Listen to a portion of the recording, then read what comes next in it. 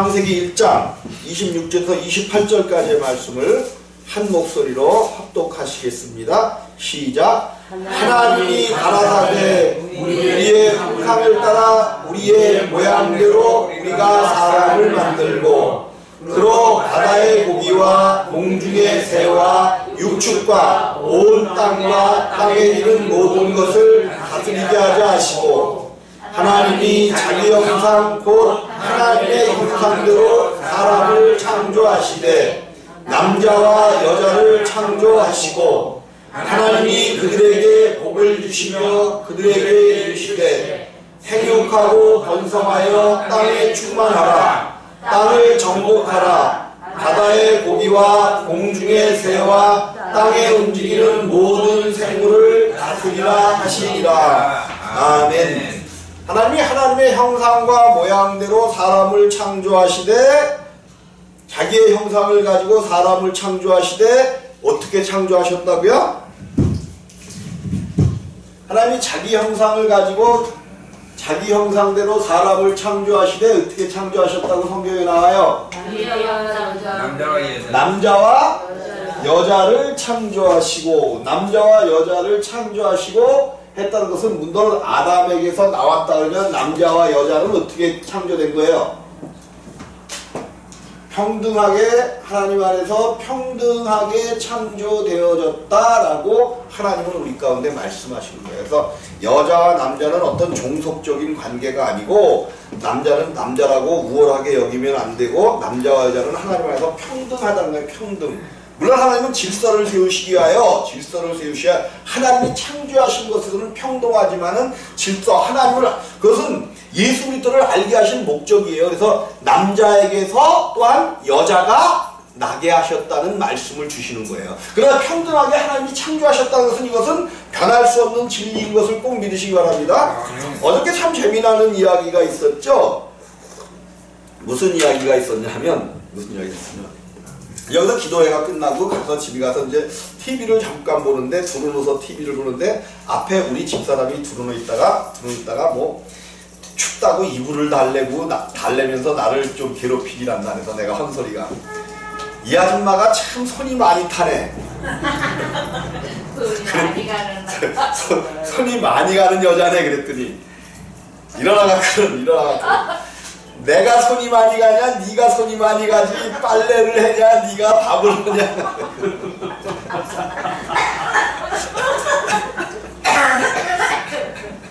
내가 네 말을 잘못한 거지 어떻게 하다가 내 입에서 그 말이 나온 거야. 이 여자가 손이 많이 가는 여자네. 그래서 나도 모르게 농담 삼아서 그 얘기가 나왔더니 우리 일어나갖고는 내가 손이 많이 가냐 네가 손이 많이 가지. 그러게 어쩌다 한번 그거 이불 하나 해 이렇게 주면서 그때 또 일어나다가 내 앞을 확 가려버린 거 어떡하다. 그러니까 화면이 가려져요 안 가려져요? 다 이렇게 손이 많이 가니 어떡하냐. 오랜만에 하셨네. 그죠? 부부는 재미있게 사는 거예요. 재미있게 사는 거야. 부부는 하나님이 평등하게 지으신 거예요. 지으신 거야. 그러면 목사님 부부가 없는 우리들은 어떡하란 말입니까? 하나님하고 하나님하고 기분이 잘 가셔요. 남편이 없으신 분들은 누가 남편이야? 더 좋지. 정말 참 남편이 계시잖아. 참 남편. 우리가 지금 부부라도 이거는 우리 하나님이 뭐라 그러셨어요? 네 남편 지금 있는 네 남편도 아니라고 하셨잖아요. 오직 주님만이 이 땅에서 부부간의 모든 것들도 있게 하시고 물론 그것이 필요 없다는 게 아니라 하나님이 있게 하시고 함께 기뻐하면서 살아가야 될 이유가 뭐냐? 살아가면서 기뻐해야 될 이유가 뭐냐 하면요 하나님 나라를 알고 하나님을 참 신랑으로 얻기 위한 것으로 필요한 거예요. 예수 그리스도를 참 남편, 남자들도 참 남편 되는 예수 그리스도를 만나야 돼요. 이 땅에서는 아내가 있고 그런 것 같지만 하나님 나라에 가면 오직 하나님 예수 그리스도만이 우리의 뭐 되시는 거야? 참 남편 되시는 거예요. 그래서 이 땅에서 살아가는 동안 정말로 즐겁고 감사하면서 이렇게 또 어디 가짜 남편이 없으면 참 남편 되시는 예수 그리스도를 붙잡고 여러분들이 정말로 재밌게 사셔야 돼. 기뻐하면서 사셔야 돼. 이 땅에서 기쁨을 얻고 감사하는 것만큼 우리가 하나님을 알게 되어진다. 어쨌든 우리가 이제 왜 사람이 범죄했고 왜 하나님이 죄인 되었고 왜 하나님이 필요한지를 우리가 봤단 말이에요. 그래서 이 예수 그리스도, 그래서 영생은 유일하신 참 하나님과 그의 보내신 자 예수 그리스도를 아는 것이, 우리가 하나님이 먹지 말라고 하신 금하신 선악을 알게 됨으로 말미암아 뭐가 됐어요? 죄인이 됐잖아. 여러분, 선악을 알았다는 것은, 선악을 알았다는 건 우리가 이제 하나님을 떠나 하나님을, 선악을 알게 하는 나무의 열매를 먹었다는 것은 하나님을 떠나 하나님을 알지 못하는 자가 되었다는 거예요. 이제 모든 사람들은 선을 몰라요. 선을 몰라. 우리는 어떤 사람들 조금 이렇게 착한 일을 하고 그러면 저 사람 참 뭐하다 그래요? 착하다와 더불어 선하다 그러잖아요. 그는 우리가 보는 선이고 하나님이 보는 선은 그게 선이 아니에요. 오직 선한 분은 하나님 한 분밖에는 없는 거예요. 예수님도 그 제자, 그 예수님이 당신은 선하지 않다는 게 아니에요. 선한 것을 알게 하려고, 선한 것을 알려고 오직 하나님만이 선하신 분이다 라고 이야기하는 거예요. 오직 하나님은 선하신 분은 한 분뿐인데 왜 나더러 선하다 하느냐 그러잖아요. 선악이라는 건 뭐냐면 오직 하나님만이 선해요. 선악을 구별할 수 있는 분은 하나님 외에는 아무도 선악을 구별할 수가 없는 거예요. 그렇다고 하나님께서 악을 아느냐? 우리 하나님은, 나는 신앙관이 그래요. 신앙관이 우리 하나님은 악을 몰라요. 악을 모르셔. 근데 악이 뭐냐? 하나님을 떠난 것은 모두가 악이야. 그러므로 우리는 악 안에서 선과 악을 구별하게 된 거예요. 하나님이 저들이 우리와 같이 선과 악을 구별하는 자들이 되었습니다라고 할 때, 그것은 하나님을 떠난 악 안에서 우리는 선악을 구별하는 거예요. 하나님을 떠난 사람, 악 가운데 들어간 사람은 절대로 선을 몰라. 절대로 모릅니다. 절대로 몰라요. 이거 싸움이 기독교의 2000년 전의 싸움이야. 2000년 전의 싸움이에요. 그래도 사람에게 조금이라도 선한 것이 있지 않느냐. 어거스틴을 비롯한 모든 학자들은 그것에 대해서 절대적으로 완전 타락, 완전 부패했기 때문에 하나님을 찾아갈 수가 없다는 거고, 그거에 이렇게 대적해서 나온 게 펠리기우스주의예요. 그래도 사람에게 하나님을 찾아갈 수 있는 양심이라는 걸 넣어줘갖고 하나님을 찾아가게 만들었다. 또 종교성을 줘갖고 영이 있기 때문에 종교성을. 근데 그런 것들 때문에 사람이 망하게 되는 거예요. 사람은 절대로 하나님을 찾아갈 수 있는 능력을 100% 상실해버렸습니다. 그래서 우리가 하나님 앞에 부름을 받고 하나님에 나가는 것은 100% 하나님의 은혜야. 우리가 구원을 받은 것은 나의 1%의 나의 양심과 99%의 하나님의 은혜. 이렇게 버리면 기분이 좋겠죠, 우리가. 근데 아니야. 은혜라는 것은 100% 우리가 구원받을 수 있고 하나님 앞에 나오는 것은 100% 하나님의 은혜예요. 하나님 앞에 나가는 그것도, 부르심에 응답해 나가는 것도 하나님이 우리를 택해 주시지 않으면 못 나간다니까요. 여러분, 그 신앙 좋다는 분들에게 이 복음 전해봐요. 신앙 정말로 자기 신앙이 뭐 얼마큼 내가 막 교회에 어떻게 했고 막 이런 사람들 얘기해봐요. 자기 신앙이지 자기가 하나님을 섬긴 거지, 자기가 하나님을 섬긴 거는 다 바알을 섬기고 있는 거예요. 그게 자기들이 뭔지 모르고 그러는 건데 참 하나님 아니에요. 성경에서 말씀하시는 이스라엘을 애굽에서 구원해낸 여호와 하나님이 아니란 말이에요. 여호와 하나님은 우리가 누구를 통해서만 믿을 수 있냐면 예수 그리스도를 통해서만 그 여호와 하나님을 믿을 수 있어요. 그래서 예수가 아니면 안 되는 거야. 그 예수가 우리가 찾아도 찾을 수 없기 때문에, 하나님이 우리에게 당신을 가르쳐 줄 수가 없기 때문에 아들을 통해서 아들을 우리에게 보내시는 거예요. 사람이 하나님께로 나아갈 수가 없기 때문에 하나님이 아들을 통하여 우리께로 오시는 거야. 기독교는 항상 그런 겁니다. 하나님이 우리를 찾아오시는 것이지, 찾아오셔서 우리를 만나줘야 만나는 거지, 우리는, 그러니까는 어떤 의미에서는 우리가 이제 그 성경이 그런단 말이에요. 요한 일서 같은 경우에서는 우리가 이제 물과 피와 성령으로 거듭난다 그랬잖아요. 물과 피. 그래서 우리가 세례를 물과 피와 성령. 이제 이게 십자가로 얘기하는 거죠. 물도 이제 이게 피죠. 근데 사실은 이게 세 개, 우리가 거듭나고 구원받으려면 세 개의 십자가가 필요한 거예요. 세 개의 십자가. 무슨 십자가냐면 물로써 우리를 죄사함해주는 이 십자가는 예수가 지신 십자가야. 그죠? 예수가 지신 십자가에서 피 흘렸기 때문에 그 피로 우리가 죄사함 받는 거야. 그러니까 초림으로 오신 예수가 십자가에서 죽으셨다까지만 아는 신앙은 죄사함 가운데 있는 물세례 가운데 있는 자들이야. 우리가 이제 정말로 물과 피와 성령이라고 얘기하잖아요. 여기서 얘기할 때 이 피는 뭐냐면 그런데 우리가 물세례, 성령세례, 또 이제 불세례 이렇게 얘기를 하잖아요. 세례, 세 가지 세례를. 그리고 여기도 십자가가 필요하단 말이에요. 피로다가도 얘기하고 성령으로다가도 얘기하는 여기에 십자가가 필요한데 이 십자가는 무슨 십자가야? 이건 예수가 지신 십자가야. 초림으로 오신 예수가 지신 십자가야. 이 십자가는 예수와 내가 함께 못 박힌 십자가야. 함께. 신앙 고백이란 말이에요. 이거는.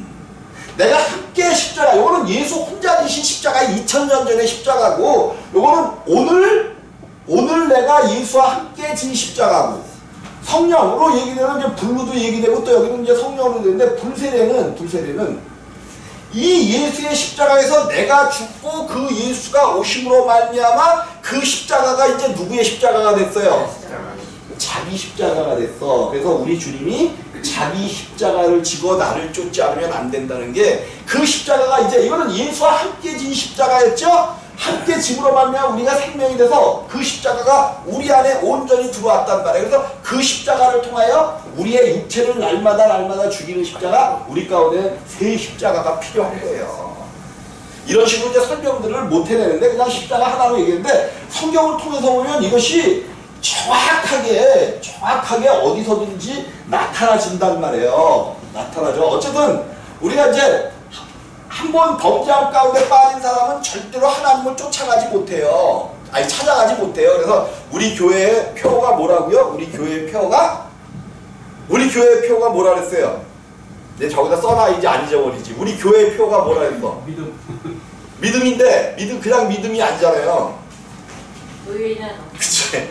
의인은 믿음으로 말미암아 살리라. 이게 우리 교회의 표야. 하박국서 2장 4절 말씀. 하박국서 거기다 써줘야지. 하박국서 그냥 오직 해야 돼.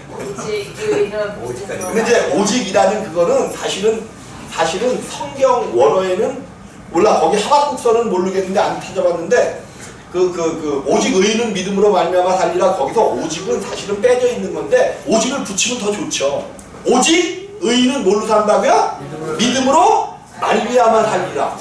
근데 이 땅에 의인은 없나니 하나도 없단 말이에요. 믿음으로 살 자들이 없는 거야. 근데 우리는 예수만 믿으면 그냥 의인 되었다라고, 나는 의인 되었기 때문에. 물론 예수를 정확히 알고 믿으면 의인 되는 거 맞아요. 근데 하나님 앞에서는 항상 왜 세 개의 십자가가 필요하냐면 분명히 우리를 의인 삼아주셨지만 하나님 앞에서는 또 겉사람이 있기 때문에 항상 우리는 뭐야? 의인이면서 하나님 앞에서는 의인이면서 죄인이야. 그러니까 우리는 하나님 앞에서 의인을 나타내면 안 돼. 의인인 것은 누구 앞에서 나타내야 돼? 마귀 앞에서 나타내는 거예요. 내가 의인인데 하나님이 의인 만들어주셨는데 사단 떠나가라 하면서 사단 앞에서는 의인임을 나타내야지. 하나님 앞에서는 의인이면서 죄인이야. 의인은 없나니 하나도 없으며 하나님을 찾는 자도 없고 그랬단 말이에요. 그래서 이 땅에서는 하나님을 찾아가는 사람이 없어. 찾아가서 믿을 수 있는 사람이 하나도 없단 말이에요. 교회가 하나님을 찾으라고 그러니까 지금 자꾸만 멸망되어 가는 거예요. 교회가 자꾸만 소멸돼 가는 거예요. 소멸돼가. 자, 어쨌든 근데 그게 좋은 현상이에요. 난 좋은 현상이라고 봐요. 우리 이제 이 생명이 날개돋치시로 나갈 수 있는 어떤 그런 과정이 만들어지고 있는 거거든요. 보면 알겠지만 기독교가 지금 이게 참 얼마나 무지한 건지 몰라요. 지금 이 정강훈 목사님이 교회를 완전히 망쳐들게 하는 건데 나는 오히려 그것이 하나님의 뜻이라고 봐요. 교회를 완전히 망쳐들게 만든다고요. 지금 이제 그냥 또 뭐야 한기총 회장이 또 됐죠. 불법으로 됐죠. 불법으로 또 됐지. 이게 무슨 한기총이냐고 이게. 근데 이것이 한국교회가 상당히 이제 앞으로 급격하게 이게 되어갑니다. 되어가요. 근데 이게 우리에게 있어서는 기회야 기회. 왜? 여태까지는 한국교회가 크고 많은 것을 자랑했는데 이제 그거 자랑하면 안 돼. 정말로 우리 안에 생명 거듭남의 복음이 이제 여기저기서 막 튀어나와야 돼요. 하나님은 그 일을 준비하고 계셔요. 그 일을 준비하고 계시는데 어쨌든 하나님이 찾아오셔야만 우리는 하나님을 만날 수 있어. 그래서 예수 그리스도께서 아버지께서 예수 그리스도 안에서 아들을 이 땅에 보내시는 거야. 아들을 이 땅에 보내시는 거야. 아들을 이 땅에 보내셔서 많은 죄인들을 불러내신단 말이에요. 불러내셔. 그 부르심에 응답하는 자들은 그 부르심에 응답하여 나오는 자들은 죄사함을 받는 거예요. 죄사함을 받아. 그리고 불러내시고 주님께서 이제 그 죄인들을 위하여 아버지의 모든 계획을 이 땅에서 이루시는 거예요. 아버지가 계획하셨던 이 죄인들을 위하여 생명을 주는 일, 그 십자가의 일을 이루시는 거야. 이루시는 거. 가셨잖아요. 가셨어. 내가 가는 것이 너희에게 유익이라. 너희가 본 그대로, 그러니까 오늘 교회가 너희가 본 그대로 오시리라, 그것이 사실은 이루어졌단 말이에요. 너희가 본 그대로 오시리라, 그것이 이루어졌어요. 언제 이루어졌어요? 너희가 본 그대로 오시리라. 본 그대로 오셨단 말이에요. 그래서 오시기를 기도하면서 그들이 어디서 기도했어? 마가의 다락방에서 기도했잖아요. 120문도가 마가의 다락방이 굉장히 큰 거였나봐요. 120명 정도가 모일 정도니까. 물론 뭐 빽빽히 앉으면 여기 120명은 앉으려나? 뭐 이거보다 컸던 어떤 그런 공간이었겠죠. 거기서 할 때 초대교회 맨 처음에 성령이 오시잖아요. 성령으로 오시잖아. 성령으로. 사실은 너희가 가는 것을 본 그대로 오시리라. 이것이 이루어졌음에도 불구하고 오늘 교회는 그 예수를 여전히 뭐하고 있어요? 기다리고 있단 말이에요. 언제까지 기다릴 거예요? 언제까지 기다릴 거예요? 그래서 또 말은 또 성령이 어디 계시냐면 우리 안에 계시다고 또 그래. 오신 거예요. 오신 거. 그거 이루어진 거예요. 근데 이것이 참 재미있게 뭐를 따라오셨다는 거야? 무엇을 따라? 절기를 따라 하나님이 모든 것들을 이루시는 거예요. 모든 것들을 절기를 따라 이루셔요. 하나님의 공생애를 시작하시는 것도 십자가에 못 박혀 죽이시는 것도 절기를 따라 무슨 날에 돌아가셨어? 6월절에 돌아가시네. 6월절과 구약의 6월절과 세절기, 큰 세절기가 있죠. 물론 7절기가 있지만 세절기가 있다면 6월절과 77절 또 초막절, 이게 큰 절기예요. 큰 절기. 이거를 따라 우리 주님은 반드시 일하셔요. 이거를 따라서 6월절날 죽으셔야 돼. 그래서 최후의 만찬은 6월절날 했다 그랬어요. 6월절 전날 하셨다 그랬어. 원래 6월절날 고기를 띄고 그거를 해야 되는데 이날은 우리 주님이 십자가에 어린 양이 되어 십자가에서 죽으셔야 돼. 그래서 그 전날 6월절 누구에게? 사단에게 죄를 돌려보내는 그 6월절 최후의 만찬을, 여러분 최후의 만찬하면 여러분들은 뭐가 떠올라? 그죠? 최후의 만찬하면 이렇게 자리에 3명씩 앉아있는 다빈치가 맞나요? 그림이 떠오르잖아. 그거는 상상 속에서 그린 그림이야. 그때는 그런 식탁이, 예수님 시대는 그런 식탁에서 먹는 게 아니었었어. 그냥 성경에 보니까 비스듬히 누워갖고 사랑하는 제자는 예수님 있는 그 품 안에서 이렇게 들어놓아갖고 음식 먹고 있죠. 그런 거란 말이에요. 그런 거야. 그런 것 때, 그때에 이제 6월절 떡을 뗄 때에 가룟 유다를 통해서 마귀에게 인류의 모든 죄를 다시 나온 곳으로 돌려보내면서 예수님께서 십자가를 6월절날 지신 거예요. 6월절날. 그래서 이제 6월절날 지시고 그때로부터 이제 예수님이 부활하시죠. 부활. 여기에 절기가 있는데 초실절이야. 초실절. 요 부활하는 절기가 구약 때 있었던 절기예요. 초실절. 6월절로부터 일주일 초실절을 포함한 무교절이라는 절기가 있죠. 무교절. 그때는 쓴나물만 먹는 거죠. 쓴나물. 쓴나물과 뭐 넣지 않은? 누룩 넣지 않으면 무교병을 먹는 거야. 예, 요 초실절로 지나고 나서부터 며칠 되는 날? 50일째 되는 날, 50일째 되는 날이 칠칠절이에요. 칠칠절. 칠칠절은 요날 초실절 날 첫 이삭을 베는 날이야. 첫 이삭. 첫 이삭을 베기 시작하여 일주일씩 7일씩 7번째 되는 77은 49일 그 다음날 50일째 되는 날이 칠칠절이야.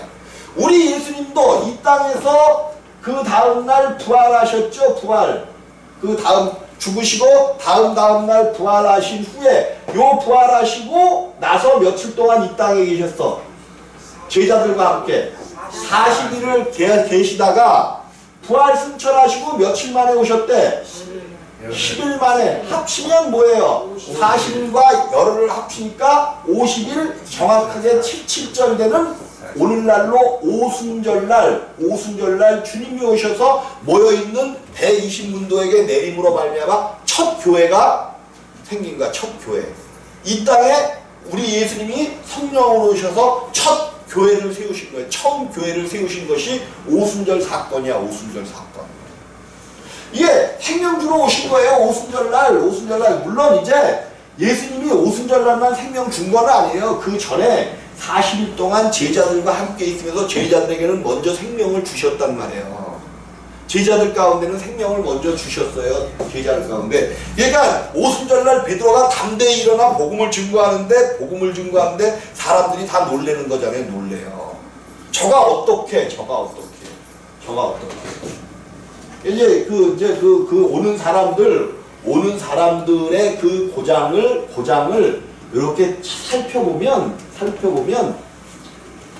다 이제 이렇게 퍼져 있는 건데, 주로 이제 세상을 어떻게 봤냐면 그때 이제 터키 지역을 위주로 해서 거기서 또 전 밑에서 온 세계에서 이방인들이 다 오는데 자기 동네의 말로 자기 고장의 말이 다 틀렸는데 그 말로 하는 얘기가 그들이 막 기도를 하는데 다 자기 고장의 말로 들리는 거예요. 이게 첫째 저거에서 있었던 방언이죠. 오늘 우리가 하는 방언하고는 전혀 틀려. 요거는 어떤 의미에서 오늘날 지금도 방언을 받았다고 막 그러는데 상당히 조심해야 될 필요가 있어. 혹시 올바른 방언인지 이건 한번 살펴보세요. 왜 그러냐면 오늘 황홀경 가운데 빠지면 황홀경이 여러분 은혜 받았다는 것을 상당히 조심해야 돼요. 나도 은혜 받았다는 걸 막 은혜 받은 얘기하고 막 그러면 좋아하고 막 그랬는데 자기 감정에 빠지는 게 대부분이야.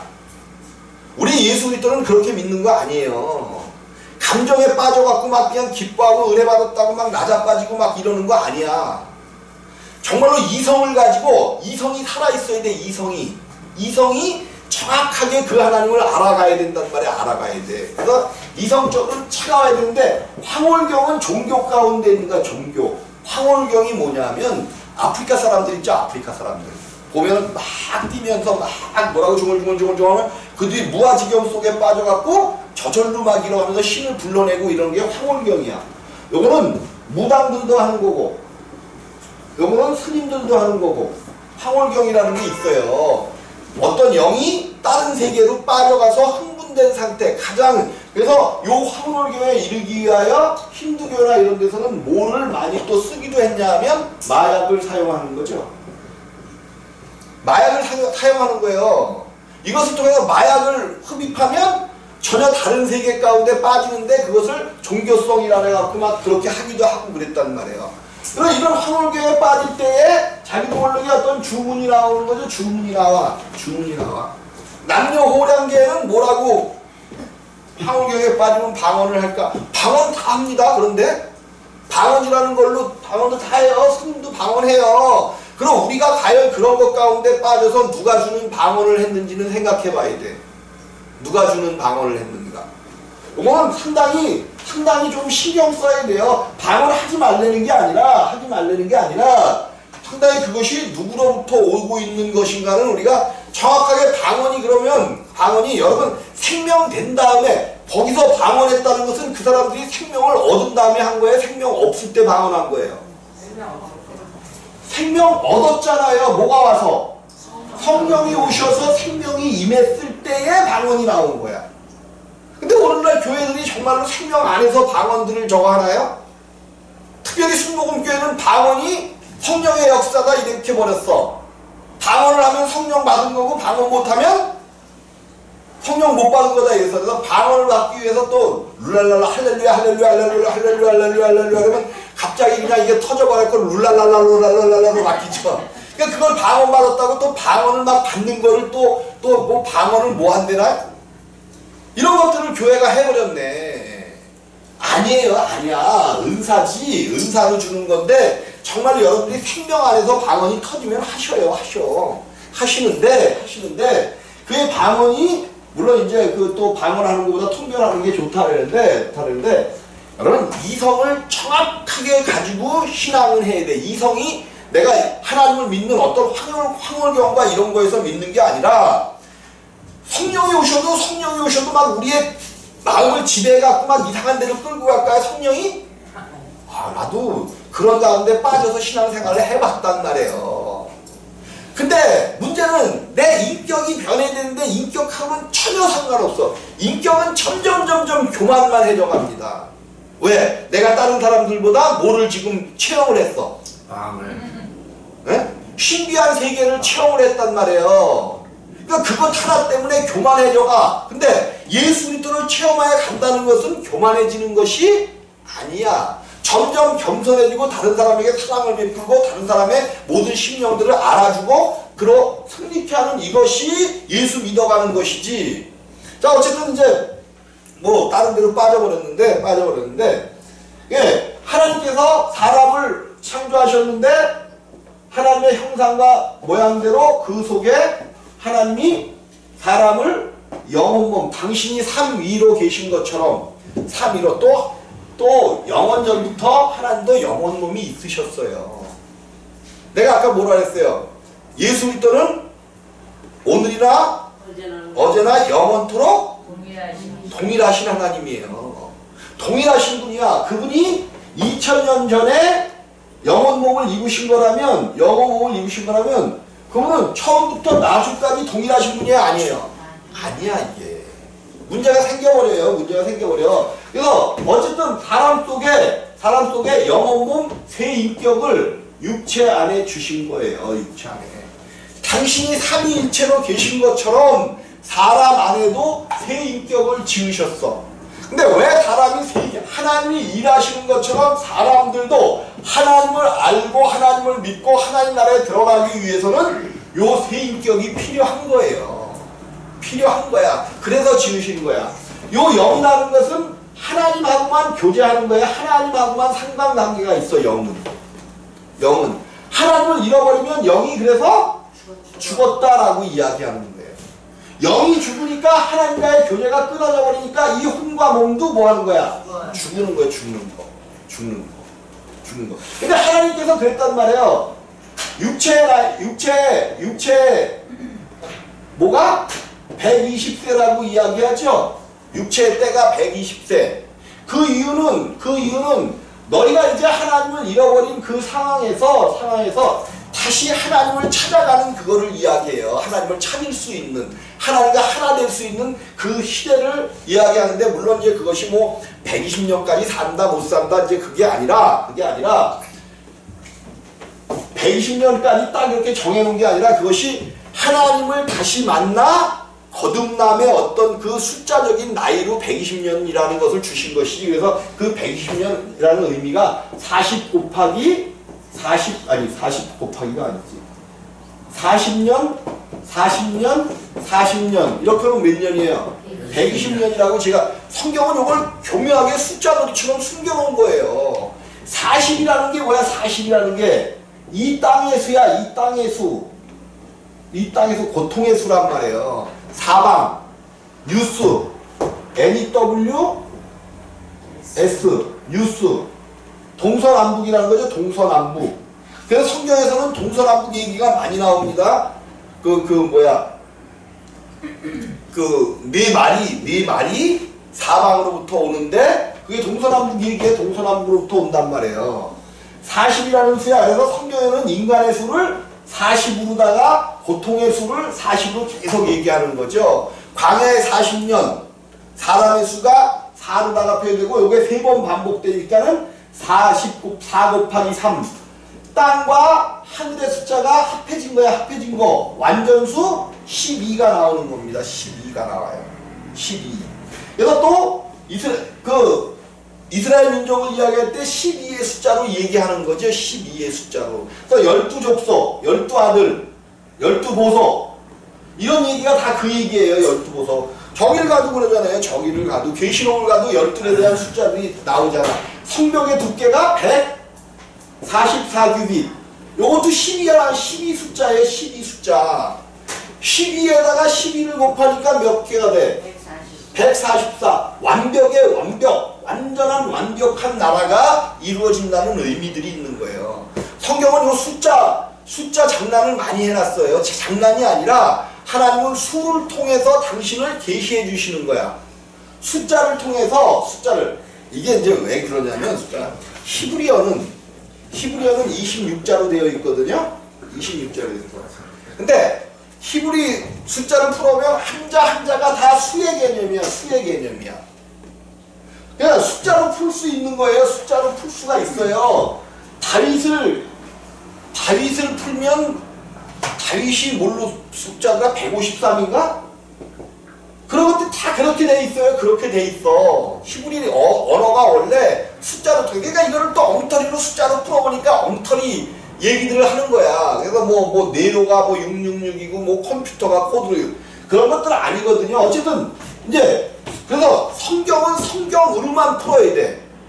성경은 성경으로만 풀어야 돼. 성경에 나오는 숫자를 가지고 그 숫자 계시하는 징조와 어떤 것들을 풀어야 된단 말이에요. 그래서 이것을 하나님께서 우리에게 알게 하시기 위하여 모세를 쓰는데 40년 동안 왕자로 있죠. 애굽에서. 그 다음에 광야에서 40년 동안 훈련받는 거죠. 쓰임받은 게 몇 년이야? 40년. 그래서 120년 이루는 거잖아요.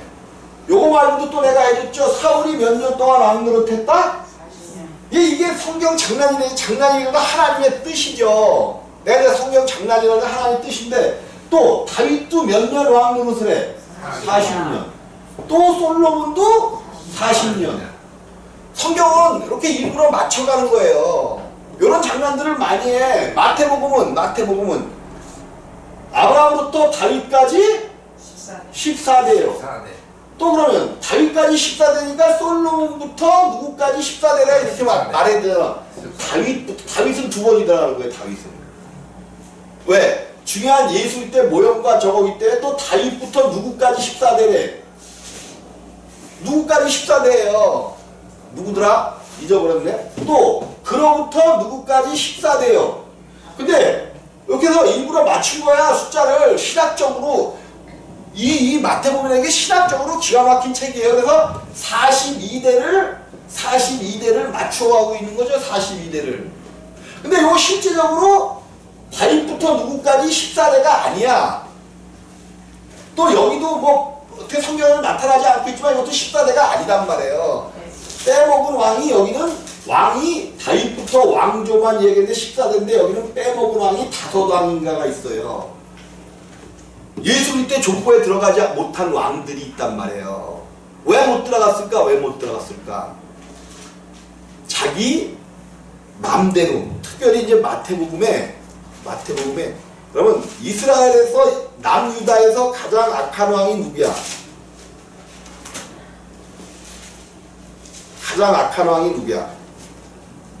가장 악한 왕이 있어요. 남유다. 북이스라엘에서는 악한 왕이면 뭐 아합을 꼽기도 하고 그러는데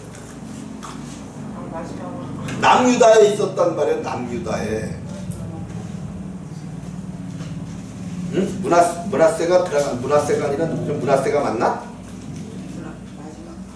좌우강간 5왕이 못 들어갔어요. 5왕이 그 왕의 족보에서 빠져버렸단 말이야. 그럼 이거는 뭐를 의미해? 일부러 42대를 맞추기 위한 어떤 의도가 있었다는 거죠. 42대는 성경 안에서 신학적으로 무엇을 의미해요? 42대, 42대, 42대. 3년 반이야, 3년 반. 3년 반. 3년 반. 3년 반, 42대. 인간으로 있었던 42대. 그러니까 아브라함부터 그때 신앙으로 있었지만은 3년 반이라는 게 뭐를 해요? 대환란 시대를 7년의 대환란 시대를 이야기하는 거죠. 성경에서는 3년 반이라는 게 이게 인생으로 사는 것 자체가 아무리 무슨 아브라함의 세대로부터 이렇게 내려오지만 인간으로 나려오는 믿음의 세대가 뭐라는 거야? 환란의 세대라는 거. 환란의 세대. 그 환란의 세대가 끝나야 예수 그리스도의 시대가 오는 거예요. 어차피 이 땅은 뭐라는 거야? 환란의 시대예요. 환란의 시대. 고통당하고 힘든 시대라는 거예요. 그 가운데서 이기기 위해서는 누가 필요한 거야? 예수 그리스도가 필요한 거예요. 42대야 42대. 그러면 여기만 42대가 나타나는 것이 아니라 어디서 또 나타난다 그랬어요? 이스라엘 민족이 출애굽하여 가나안 땅에 들어가기까지 가나안 땅이 천국으로 예표되는 거 아니에요. 결국 광야의 시대는 뭐라는 거야? 42대로다가 7년 대환란을 이야기하는 거죠. 3년 반이야 3년 반. 그래서 전 3년 반과 후 3년 반으로 또 나누죠. 후 3년 반. 그래서 7년 대환란을 이야기한단 말이에요. 근데 이 얘기는 이미 어디서 해줬느냐 하면 요셉의 시대의 7년 환란에 대해서 이야기해 주죠. 요셉의 시대의 7년 풍년과 7년 흉년에 대해서 이야기해 주잖아요. 이런 것들이 성경에 묘사되고 상징적으로 엄청나게 많이 나온단 말이에요. 그래서 이런 상징과 이런 거를 통해서 우리는 예수 그리스도를 알아가는 거야. 알아가는 거. 상징과 모형이라는 것은 실제가 나타나면 그 실제를 비추는 데는 유용한 것이 상징과 모형이야. 실제를 비추고 알게 하는 데는 유용하지만 실제가 나타나면 그것은 필요 있어요? 없어요? 사실은 필요가 없어지는 거예요. 모든 것은 예수 그리스도를 조명하기 위한 상징과 모형으로서 필요한 건데 예수 그리스도가 오셨으니까 그 모든 것들은 필요가 없는. 그런데 그 예수를 알기 위해서는 이거를 또한 배워야 돼. 성전시대는 끝나갔지만 참 성전이신 예수를 알기 위해서는 그 예수가 무슨 역할을 하고 성전이 어떻게 된 것을 알기 위해서는 성전에 대해서 공부를 해야 된단 말이에요. 그것에 나타난 모든 예수 그리스도를 알아야 돼. 그러니까 영은 하나님하고만 교제하는 거고 요 혼은 자아야 자아. 근데 이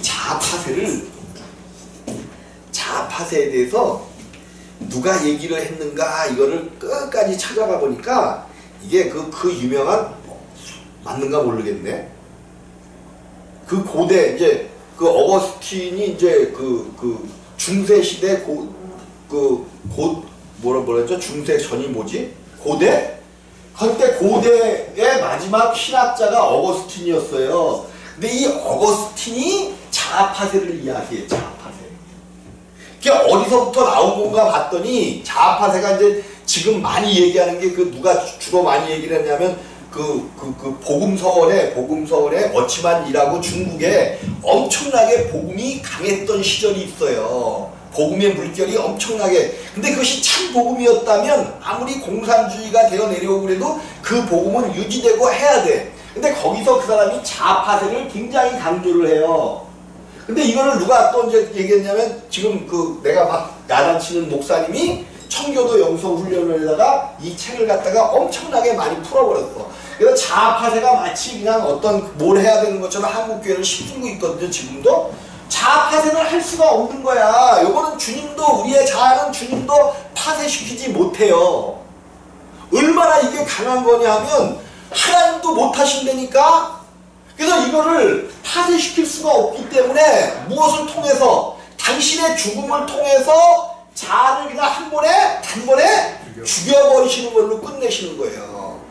근데 이게 어디서부터 나왔나 이렇게 찾아봤더니 맞아 어거스틴일 거예요. 어거스틴이 이 자아파세에 대해서 이야기를 했더라고. 어거스틴이 엄청난 대학자예요. 우리 같은 사람은 감히 따라갈 수 없는 엄청난 대학자인데도 잘못한 거는 잘못한 거예요. 이 사람은 엄청난 뭐 생명 이런 거를 얘기하기 전에 세계사적으로 종교사적으로 엄청난 대학자예요. 엄청 유명한 분이고, 근데 자아파세를 십자가를 몰랐다는 얘기지. 십자가를 모르는 거예요. 십자가는 얘기를 해놨지만 중생에 대해서 거듭남에 대해서 모르는 거예요. 모르는 거. 잘못 알고 있었던 거지. 이게 이렇게 잘못된 거야. 자아파세는 안 돼. 자아파세는 안 돼. 자아가 혼이야. 자기가 주인, 사람의 주인격 되는 게 자아야. 근데 이 자아에서 명령하고 하는 것을 몸이 세상의 바깥 세계에 표현하고 바깥 세계의 것을 받아들이는 게 요 영의 몸이야. 요거는 영의 몸입니다. 영의 몸이야. 영의 몸이야. 근데 육체 몸도 있대 없대? 영의 몸이 있음즉 육의 몸이 있느니라. 그래서 육체를 다른 말로 몸이라고도 표현을 하는 거야. 근데 육체는 보여지는 것이고 이 육체에도 보이지 않는 몸이 있는 거예요. 그냥 몸이라고 표현을 하는데 그런 거야. 근데 이 육체의 몸과 영의 몸은 다른 거예요. 그래서 이 육체 몸, 우리는 이제 물론 이제 죽었다는 게 요게 죽음으로 말미암아 요거 전체가 죽은 거예요. 요거를 옛사람이라고 얘기하는 거야. 그러니까 무슨 사람이야? 옛사람. 성경에서 요거를 요 사람, 하나님을 떠나서 영이 죽어있는 이 사람, 그래서 혼과 몸까지도 죽었는데 하나님께서 이제 구원을 받게 하기 위하여 영이 죽었을 때 바로 이 사람이 죽게 하는 것이 아니라 시간을 두고 늙어서 죽게 만든 거죠. 근데 이거를 가지고 이제 그러는 거예요. 이거를 가지고. 그러면 하나님을 떠나서 죽은 거라면 바로 죽어야지 왜 자연적으로 죽게 놔뒀느냐. 이제 어떤 신학자가 이것을 갖고 물고 늘어지면서 이제 사람이 죽는 것은 하나님께 범죄했기 때문이 아니라 자연적으로 죽는 거다 이러면서 사람 속에 자유의지가 살아있다. 그래서 사람이 이렇게 이제 하나님을 찾아가는 거다. 요거를 만들어내는 이제 이런 이론들이 나오는 거예요. 여러분들이 이제 물론 이제 이런 것들을 내가 생략한 채 완전히 다 생략한 채 이제 복음을 이야기하고 있기 때문에 이것이 이렇게 형성되기까지는 엄청난 싸움들이 막 서로 붙는 거예요. 엄청난 싸움. 2000년 동안 싸움들이 막 붙으면서 만들어낸 것이 지금 복음이라고 나와 있는 것인데, 물론 이제 우리가 여기서 이제 아침마다 적어하는 이 사도신경 있잖아요. 사도신경. 이것이 이제 언제 만들어지게 되냐면, 로마가 이제 굉장히 네로 황제 때 그 전까지는 로마가 굉장히 모든 신들을 용인했어요. 모든 신들을 용인했어. 로마 제국이. 그래서 신이 굉장히 많았던 시대가 로마죠. 그런데 이제 그 중에서도 모든 신들을 다 용납했는데 그 중에 유대 이제 기독교가 오직 다른 사람들은 어떤 신이라도 믿는데 이 사람들은 뭐야? 유일신을 믿는단 말이에요. 유일신. 오직 유일신만 섬기는 거야. 그러니까 조금 다른 많은 신들을 섬기는 그 로마에 이 기독교인들도 있고 있는 거 아니에요. 많은 신들을 섬기는 사람들에게 미움을 받기 시작하는 거죠. 기독교가. 저놈들은 여기는 많은 신들이 있는데 오직 유일신만 믿는다. 그래갖고 조금 이제 외톨이격으로 남았었어. 근데 이제 그때 네로가 이게 미친놈이죠. 완전히 미친놈이죠. 그 로마를 다시 저거 한다 해서 구도심에 뭐를 했어요? 불을 지르는 거죠. 불을 질러. 근데 그 불을 질러 놓고 보니까 이게 엄청나게 커졌단 말이에요. 커졌어. 그래서 이걸 누군가가 책임을 지게 만들어야 되는데 그 책임을 지는 거를 누구에게 돌려버린 거야? 기독교인들에게 덮어 씌워버린 거죠. 그때 기독교인들이 엄청나게 핍박의 시대가 오는 겁니다. 이 시대를 통해서 이제 시간이 한참 지나가서 318년인가? 콘스탄틴 황제인가? 381년이에요? 아니 이때 기독교가 공인되는 해. 기독교 공인을 시킵니다. 기독교 공인을 시켜요. 이제 그때가 갖고, 그런데 공인을 시켰는데 이때부터 또 여러 가지 학문적인 싸움이 일어난단 말이에요. 서로 막 싸움이 일어나. 그래서 이제 이제 그때 이레니우스라고 그 하나님의 어떤 여러 가지를 이제 이렇게 잘못 이야기하는 사람이 하나님이 어떻게 한 분이냐 그러면서 이제 한 분 하나님에 대해서 부정하면서 나오는 그런 이제 학자들이 있어서 이것을 물리치기 위해서 아타나시우스가 이제 그 니케아 공회라고 왜 몇 년도인지 연도들을 다 잊어버렸네. 325년이요?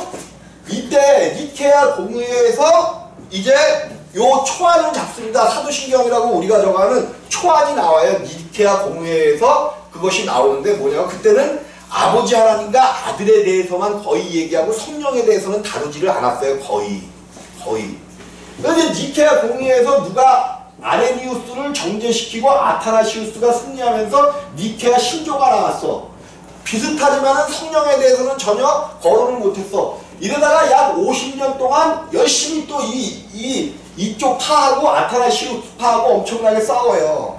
근데 그 중간에 일어난 사람이 이 이레니우스 표를 들고 아타니우스를 막 유배 보내고 막 그러는 거야. 그가 죽고 나서 니케아에서 이제 콘스탄티노플인가? 여기가 어디냐면 지금의 이스탄불. 터키의 이스탄불이에요. 터키의 이스탄불. 거기가 옛날에는 이름이 뭐였었더라? 이름이 생각이 안 나네요. 그 이스탄불이라고 부르는 것은 이제 누구야? 이슬람족들이 들어와서 이제 오스만 제국을 세우면서 이스탄불이라 그랬고, 콘스탄티노플이라는 거는 이제 콘스탄틴 황제가 로마의 수도를 이쪽으로 옮겨가면서 이제 거기를 그렇게 적었는데 여기에 이름이 있었는데 원래 이름을 잊어버렸는데 이때부터 니케아 신조가 나온 약 50년 후에 아테나스도 죽었을 때에 이 공회에서 이제 이 니케아 공회에서 나왔던 이것과 신조와 더불어 성령에 대한 얘기를 덧붙이면서 오늘 우리가 하고 있는 사도신경에 아주 근접한 신조가 나오게 되는 거예요. 그래서 그것을 니케아하고 무슨 신조라고 그랬는데 이게 이렇게 돼갖고 수십 년 동안 삼위일체를 완성시켜서 나온 것이 뭐냐면 사도신경이에요. 이것이 엄청난 공의의 싸움을 거쳐서 얻어낸 것이 사도신경이란 말이에요. 근데 물론 이 사도신경도 문제는 있어요. 이것을 그대로 이렇게 보다 보면 또 그 논쟁에 빠질 수밖에 없게 만들어 놨어요. 완벽하게 못 해놨기 때문에 그 논쟁에 또 빠질 수가 있는데 어쨌든 귀하게 얻어낸 사도신경, 한 분 하나님에 대한, 삼위 하나님에 대한 귀한 사도신경이란 말이에요. 근데 이것을 부인하는 자들이 지금도 생겨나고 있잖아요. 근데 그들이 부인하는 것은 그것보다도 이제 잘못됐다, 어떻게 예수가 본디오 빌라도에게 고난을 받았냐 그러는데 맞는 얘기예요. 맞는 얘기. 성경에 나와 있는 얘기예요. 이게 뭐라 그래요? 성경에서 사도행전에서 그 얘기를 한단 말이에요. 법 없는 자들의 손을 빌려. 그러면 유대인들이 자기들은 법 있는 자들이잖아요. 유대인들이 법 없는 자가 누구야 지금? 법이 거기서 얘기하는 법은 무슨 법일까? 사도신경에서 얘기하는 법 없는 자들, 사도신경을 한번 가볼까요? 아니 사도신경이 아니라 사도행전.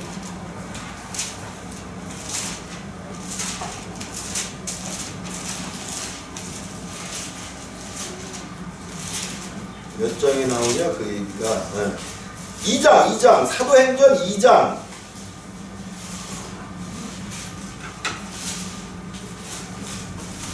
23절입니다. 23절.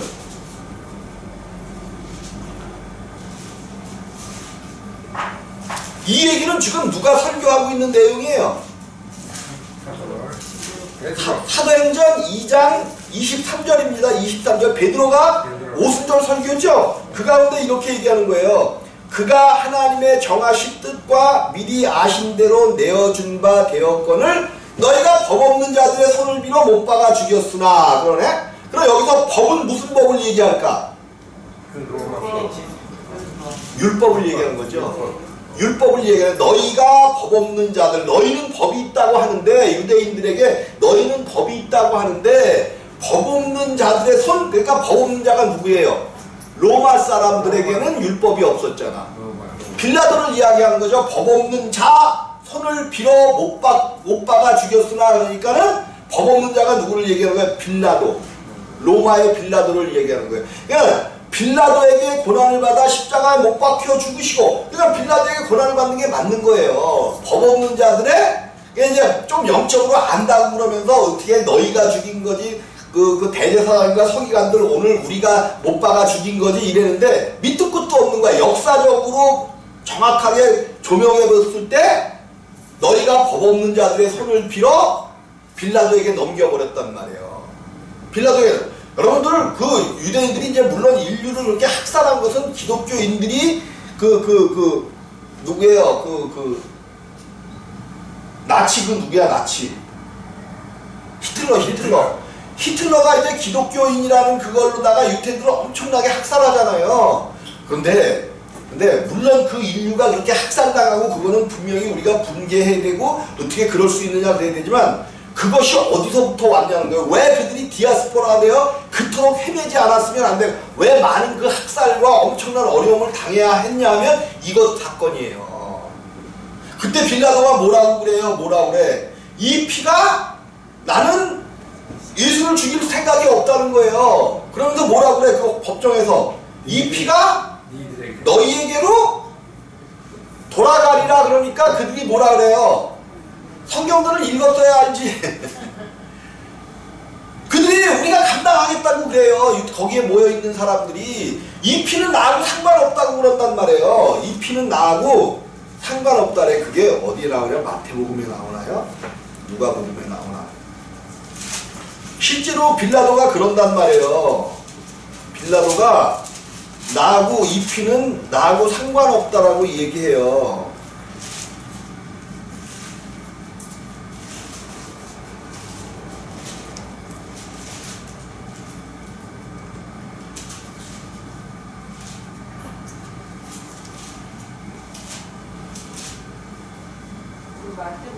마태복음에 나오겠죠?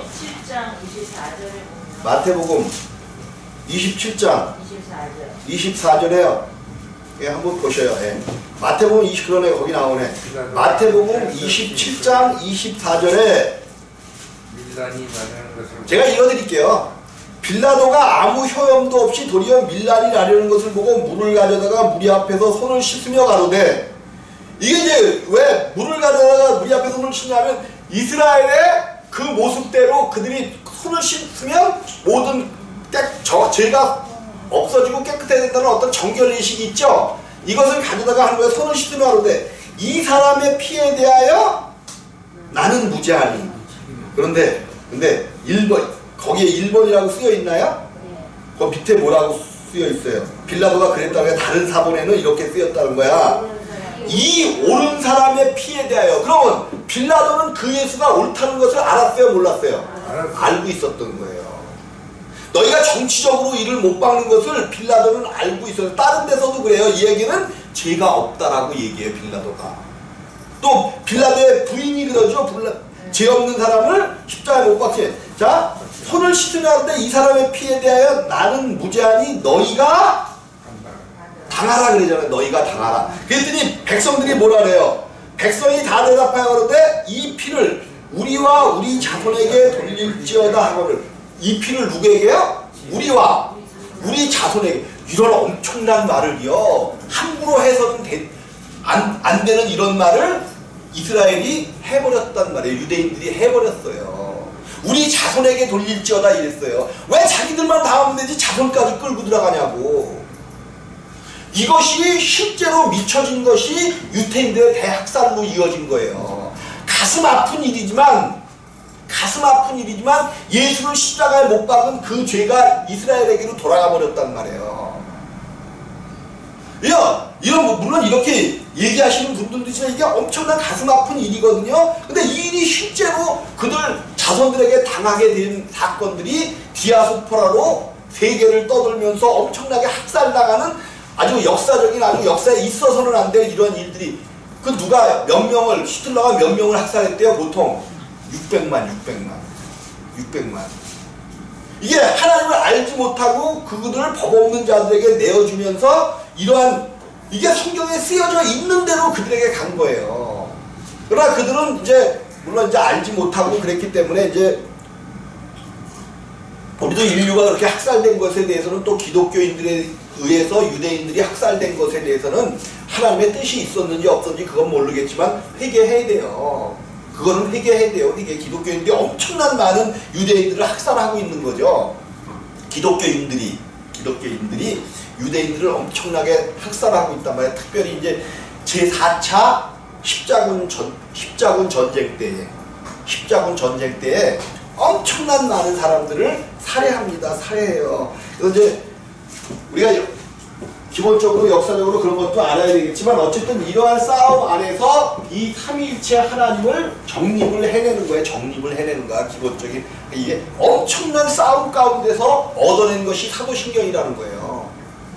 그러니까 아타나시우스는 승리하여 니케아 신조와 이런 것들을 이루어냈는데도 불구하고 다른 왕이 나오면서 엄청난 핍박을 받고 핍박 속에서 죽어갔어요. 아타나시우스가 꽃 피우지 못하고. 근데 죽은 다음에 약 50년이라는 시간이 흐른 다음에 니케아 신조가 옳다라고 손을 얹어주면서 니케아 그 조약과 또 콘스탄틴 조약이가 이거에 합쳐져 갖고 오늘날 우리가 고백하는 성령까지도 완전히 완성시킨 사도신경이 우리 가운데 이루어지는 거예요. 우리가 이거를 알고 고백한다면 우리 선조들의 뭐가 묻어 있는 거예요?